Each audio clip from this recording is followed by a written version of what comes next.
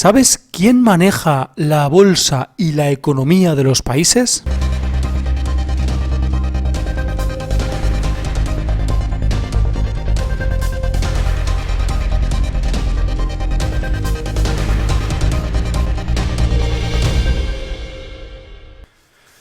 A estas alturas ya hemos visto muchas veces muchos problemas que se crean de la nada, al parecer, en la economía de los países y en la bolsa, sobre todo, que es el termómetro de esa economía.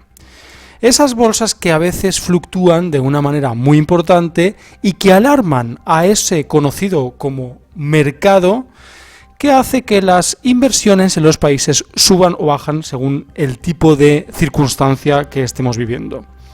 Pues bien, ahora vamos a adentrarnos más en el tema de la bolsa y quiénes son los que manejan este tipo de fluctuaciones que se producen y que influyen decisivamente en los ciudadanos de un país y en su propia economía. Vamos a verlo.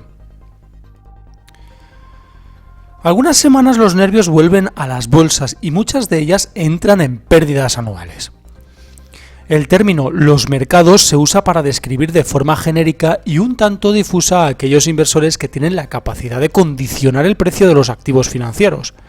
Pero ¿quiénes son ese ente abstracto?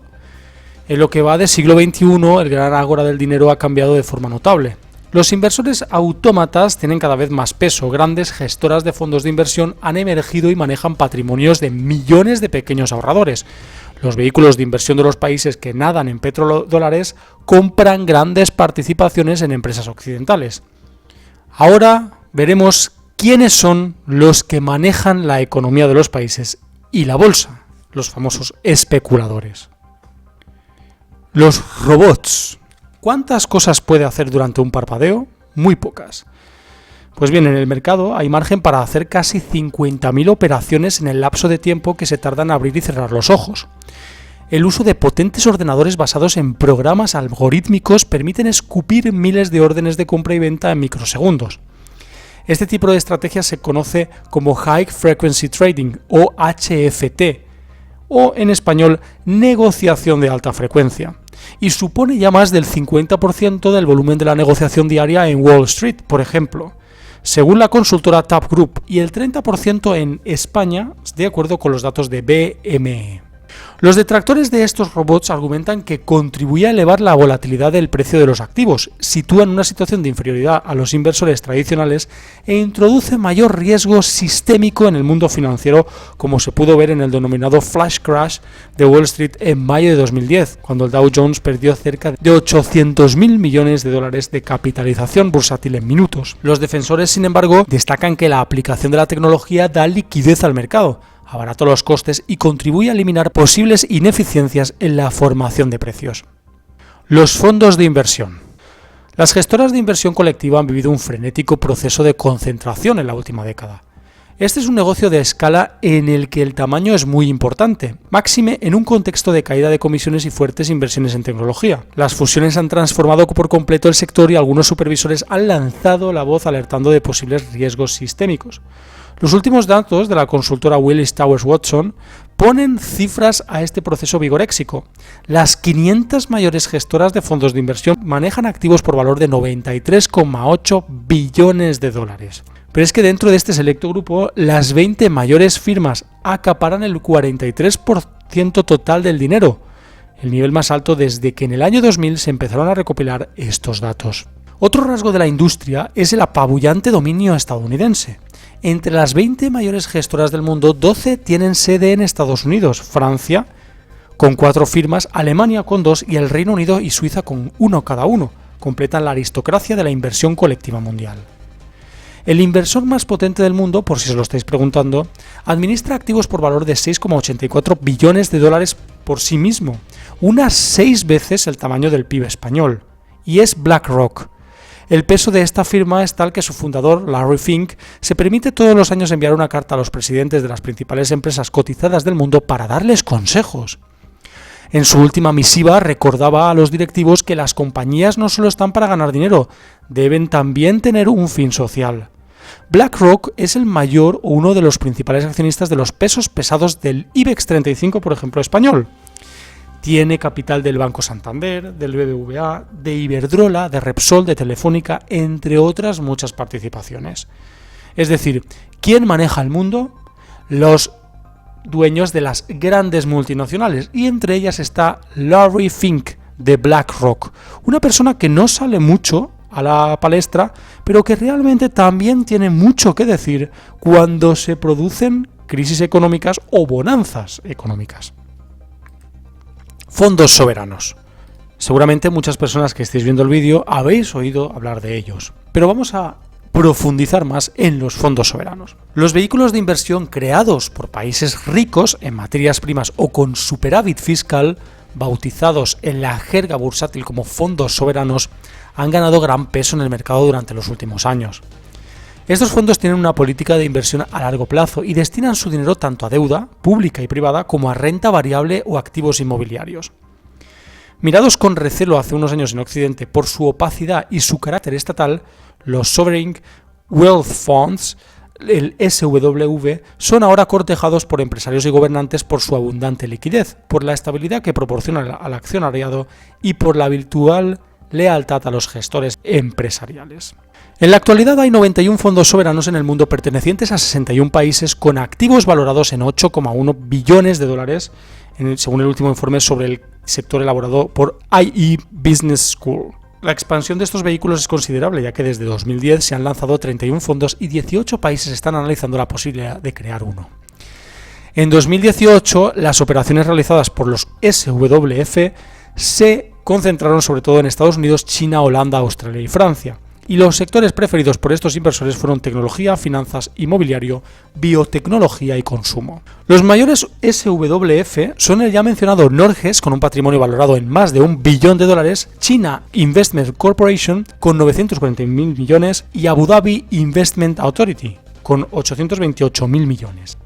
Es decir, que estos son fondos que se dedican a paliar un poco los problemas económicos de los países, pero que en realidad están ganando muchísimo dinero a través del interés que le cobran a los estados. Es decir, son empresas muy importantes, algunas de ellas tienen más dinero que muchos estados del mundo y hacen perdurar la empresa a través de unos intereses más bajos, por supuesto, que lo que darían los bancos de países muy importantes, pero aún así están ganando muchísimo dinero. Y vemos países que son muy poderosos, como Estados Unidos, China, Francia, Australia, y lo que más me sorprende aquí es que aparezca el nombre de Holanda, con esos fondos soberanos que, por un lado, están haciendo que se enriquezcan algunas personas y, por otro, están paliando un poco el tema de los intereses bancarios que tienen que pagar los países por esa deuda ingente que tienen la mayoría de ellos impagable. Fondos de pensiones. Las viudas escocesas, los policías jubilados de Boston o las antiguas maestras de Texas tienen mucho que decir en el devenir de los mercados. Y es curioso, en muchos países del mundo, como por ejemplo en España o en Latinoamérica, esto no sucede así, porque no es atractivo por parte de las grandes riquezas de los países tener a gente normal, es decir, a ciudadanos de a pie, con poder para decidir las cosas que suceden en el mercado. Los fondos de pensiones acumulaban activos bajo gestión que superaban los 16 billones de dólares al cierre de 2017. Como ocurre con los fondos de inversión, los ahorros para la jubilación han sufrido un intenso proceso de concentración. Las 20 mayores gestoras tienen una cuota de mercado del 40% y el dominio de las firmas estadounidenses con el 44% del dinero de esta industria es apabullante. Otro rasgo característico de esta industria es su mutación, un cambio de paradigma forzado por las políticas monetarias ultralaxas de los bancos centrales que han sacado a estos inversores conservadores por naturaleza de su zona de confort para pescar en nuevos caladeros con más riesgo. Por ejemplo, la zona de confort se dice que son las rentas fijas y los caladeros con más riesgo son las acciones, los inmuebles, activos alternativos e incluso capital riesgo. Mucho dinero que fluctúa en los mercados. La palabra más importante que hay que tener en cuenta aquí es el proceso de concentración, es decir, cada vez menos empresas tienen más dinero o más poder en el mercado, algo que nos va a hacer arrepentirnos mucho de hacia dónde estamos yendo, porque las empresas, al poder fluctuar ellas mismas las propias condiciones del mercado, puede ser atractivas para ellas empezar una nueva crisis económica para ganar más dinero, es decir, para volver a comprar acciones más baratas a través de muchísimos tipos de fondos que estamos viendo algunos de ellos aquí en este vídeo. Con lo cual, el proceso de concentración de empresas es muy importante y creo que lo tengáis en cuenta para el devenir de la situación económica en el mundo. También existen los hedge funds. Los fondos de cobertura o especulativos tienen un origen periodístico incluso. La revista Fortune encargó en 1949 al sociólogo Alfred Jones una investigación para intentar predecir el comportamiento del mercado. Como parte del estudio, Jones combinó en un mismo fondo posiciones largas y cortas. Apostó a un tiempo por la subida de la bolsa y por su bajada, cubriendo así la volatilidad. Nacía así un nuevo producto de inversión, los hedge funds. 7 décadas después, 2019, la industria de los fondos de alto riesgo se ha consolidado como uno de los actores más importantes y con peor prensa del mercado. Los hedge funds administraban activos a 30 de junio pasado, de 2019, por valor de 3,24 billones de dólares según la consultora Hedge Fund Research, aunque el uso de apalancamiento y derivados multiplica su impacto real en el mercado. La mayor gestora de hedge funds del mundo es Bridgewater Associates, y también hay personas que están metidas en el juego de la especulación, como por ejemplo George Soros, alguien que habréis oído muchísimas veces. Hay alguna persona también menos conocida que dirige, por ejemplo, Bridgewater Associates, que hemos dicho anteriormente, que es Ray Dalio. Dalio es un asiduo al foro de Davos y fue uno de los primeros en prever el estallido del mercado de hipotecas basura en Estados Unidos y tiene una visión muy parecida a la de George Soros, ¿no? Especula cuanto más puedas mejor, porque así ganaremos. Esto es lo que hace que las personas empecemos a desconfiar de los especuladores cuando sale esa palabra, ¿no? Especulador, filántropo, etc. Porque estas personas poderosas, se dice en los periódicos que son genios porque prevén la caída de las economías o de la economía en general. Es curioso, ¿verdad? Cómo nos intentan engañar también por parte de los periódicos y de los medios de comunicación para que creamos que estas personas son genios de la economía, cuando en realidad lo que tienen es información. Información que al ciudadano de a pie no se le da y que luego ese ciudadano de a pie pierde su empleo, pierde su casa o incluso ha perdido su familia o su vida por culpa de esta gentuza asquerosa que tenemos que ver todos los días en los medios de comunicación con una buena publicidad como esta. Prever la situación de la economía, se dice. Pero hay más, amigos. Las grandes fortunas. Aquí queríamos llegar, ¿verdad? El número de ricos ha aumentado con fuerza tras la gran recesión de 2008 y sus fortunas son cada vez más voluminosas. El último informe de Credit Suisse señala que en el mundo hay unas 150.000 personas con un patrimonio en activos financieros superior a los 50.000 millones de dólares y el 47% de este exclusivo colectivo tiene nacionalidad estadounidense, seguidos por los chinos, un país que dice ser comunista.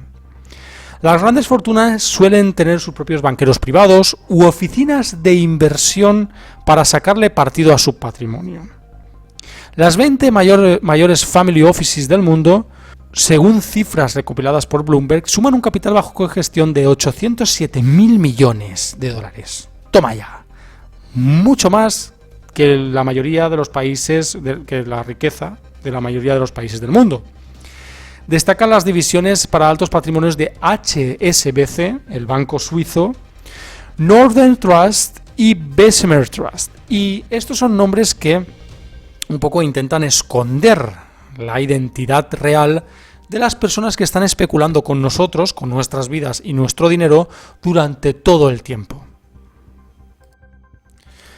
Todo esto es para que veáis que no hay casualidades ni hay genios de la economía que se han hecho ricos a través de adivinar por una bola de cristal qué va a suceder en el mercado, sino que tienen mucha información y que intentan por todos los medios sacarle partido a todas las situaciones económicas del mercado en ese momento, incluso si es haciendo quebrar países y sobre todo haciendo quebrar las economías familiares de los ciudadanos, porque, como hemos podido observar, La gran recesión ha creado ricos y cada vez más ricos, con lo cual es importante tener en cuenta que vivimos en un mundo de sanguijuelas del dinero importante a destacar. Así que si tienes dinero o puedes ahorrarlo, ahórralo ahora porque se viene una grande. Bueno amigos, muchas gracias por haber visualizado el vídeo. Ya sabéis, podéis darle a like, suscribiros, también por supuesto podéis compartir el vídeo con vuestros amigos en redes sociales y lo más importante, podéis mostrar vuestras teorías y opiniones en los comentarios abajo del vídeo. Muchas gracias y hasta la siguiente amigos. Hasta luego.